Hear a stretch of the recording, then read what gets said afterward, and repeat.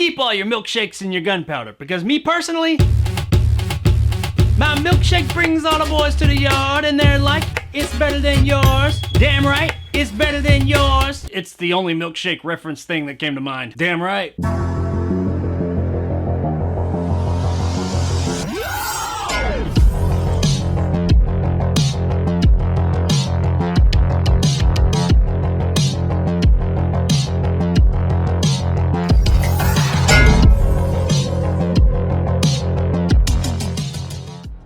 Gunpowder Milkshake is brought to us by director Nevitt Papasciuto. Nailed it! And stars Karen Gillan, Lena Headey, and Chloe Coleman. So I remember watching the trailer for Gunpowder Milkshake a while back and thinking, well, that looks cool, but something seems a little off. I couldn't quite place it, but something just seemed a little off to me. I still wanted to see the movie and was hoping that it would be good though. So upon watching the actual movie, yes, it was pretty cool. There are some things about this flick I really liked, but as I thought with the original trailer, something was a bit off. Now, hands down, the best part of this movie is its world building. The world that they created here is really cool. It's kind of like a bubblegum flavored John Wick-esque kind of world with a little bit more lightheartedness to it. You've got things like this diner that all these assassin types will meet at, but nobody can bring their weapons in, and that's kind of like where they conduct business. You've also got this library where these 3 librarians provide all the assassins with weapons. And when they go to the diner, the waitress always approaches them as they enter and asks, can I lighten your load? Meaning, give me all your fucking guns because they're not allowed here. Karen Gillan's character is the daughter of this well-known assassin played by Lena Headey. Now, her mom skipped out on her a long time ago and she doesn't know why. We, the audience, are led to believe that there's more to the story, pretty heavy-handedly, I might add. I kind of wish they hadn't played that part up so much in the beginning, because Karen Gillan's character thinks her mom is a shitbag who abandoned her, and the movie at times plays out like it wants you to think that as well, but at the same time, it gives you so much information letting you think that no, that's not quite the story. It's like they couldn't make up their mind if they wanted you to dislike Lena Headey's character in the beginning or not. If I had to guess, I'd say that they were probably afraid that if you disliked her too much when she shows back up later in the film, then you'd still dislike her, but you're not supposed to dislike her then. Which if the movie did a good job at that point in explaining as to why she abandoned her kid, then I don't think that that would have been a problem. But maybe they were worried about their storytelling abilities, and that would make sense considering the rest of the film. Now, this isn't a bad movie, but it absolutely does not live up to its potential. We've got this really cool world that they built that you want to know more about that is populated by interesting characters. The problem is they just didn't give any of these characters shit to do. The setup is even interesting enough. You've got this kid that our main character has taken out her father, so now she feels as if she needs to take care of this child and get her to safety. And this group of people want our main character dead, so they will go through the child or whoever else is in their way to get to her. I mean, I'm cool with that. That setup is simple enough for us to understand and have a good time with. Problem is, it seems like they didn't quite know what to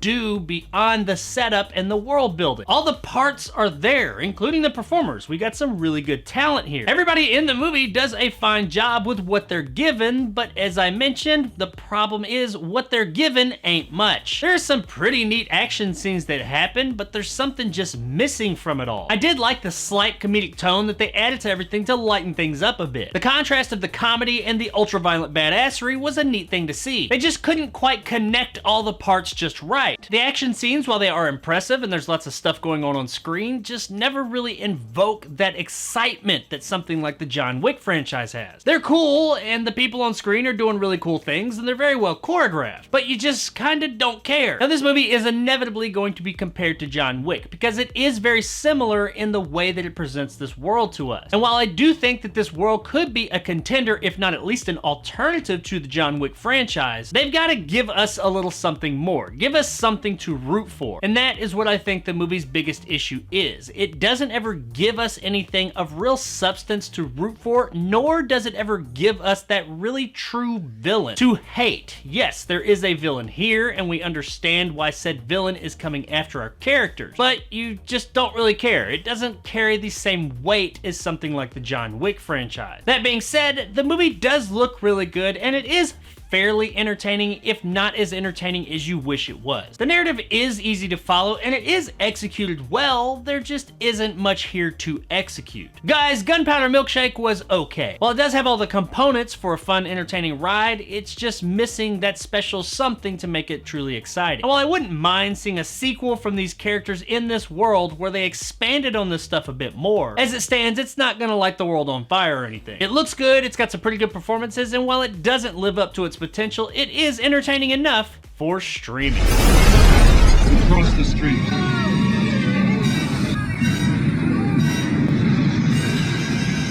So this movie was disappointing because you see all the potential that is there. All that aside though, it is entertaining. So if you're looking for a lighter alternative to the John Wick franchise, then check out Gunpowder Milkshake one night and I think you'll have a reasonably good time with it. So there it is guys, my review of Gunpowder Milkshake. If you enjoyed and want more content like this, hit that subscribe button and help my little channel grow. If you want to help out the channel, join my Patreon in the description below and become a jarhead and get some of the awesome benefits that go along with that, like these guys. And possibly join the top tier and become a bad motherfucker like Greg. If you liked what I had to say, give me a like. If not, let me know in the comments below why. And as always, stay sexy, Brazov.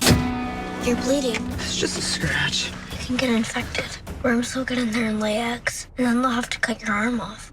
That's what they teach you in school these days? So this is the second video in a row that I've made that had a lyrical intro. And for those of you that were wondering, no, this is not going to be my new thing I do in the beginning of every video. So yeah, don't worry, I will spare you all that. Unless I get shit tons of views from these two videos because of those lyrical openings, then you best believe I will sing in the beginning of every single fucking video I have. Hell, I might sing the entire goddamn video if that means that I'm gonna get a lot more views. And no, I'm not above it. While yes, I love doing this, at the end of the day, I'm a YouTuber and views are fucking king. So you best believe if the algorithm tells me, yes, motherfucker, sing in your videos and it gets you more views, I'm finna sing my motherfucking heart out. No shame.